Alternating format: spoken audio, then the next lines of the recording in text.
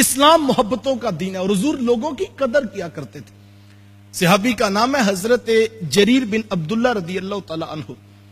وہ فرماتے میں حضور کی مجلس میں حاضر ہوا تو کسی وجہ سے پہنچنے میں تاخیر ہو گئی، تو جیسے ہی میں پہنچا تو میں نے جا کر دروازہ کھولا تو مجمع کھچا کھچ بھرا ہوا تھا اور ایک شخص کے بیٹھنے کی بھی گنجائش نہیں تھی۔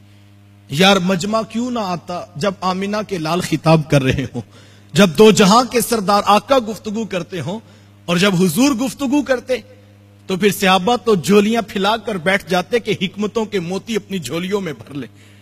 تو حضرت جریر بن عبداللہ فرماتے میں نے یوں دروازہ کھولا تو اندر ایک شخص کے بیٹھنے کی گنجائش تک نہ تھی۔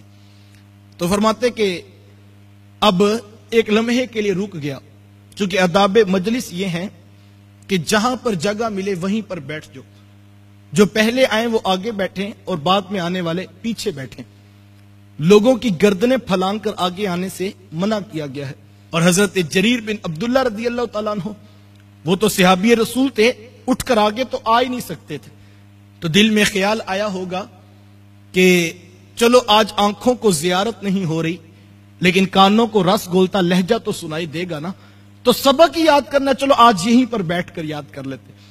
فرماتے میں نیچے زمین پر بیٹھنے لگا تھا کہ میرے حضور کی نگاہ کریمانہ میرے اوپر پڑ گئی اور حضور نے جلدی سے کندھوں سے چادر اتار کر میری طرف پھینکتے ہوئے فرمایا، جریر بن عبداللہ نیچے زمین پر نہ بیٹھنا، یہ بچھا لو، اس کے اوپر بیٹھ جاؤ۔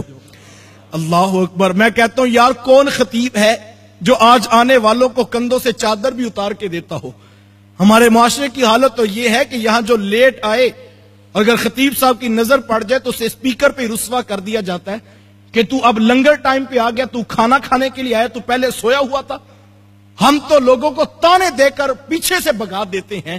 میرے حضور کا انداز تبلیغ کیا ہے کہ یار کندھوں سے چادر اتار کر آ کر آنے والے کو دی جا رہی ہے اور اسے بتایا جا رہا ہے عملی طور پر کہ تیرا شکریہ، تیری مہربانی کہ تو پیغام سننے کے لیے تو آ گیا ہے نا۔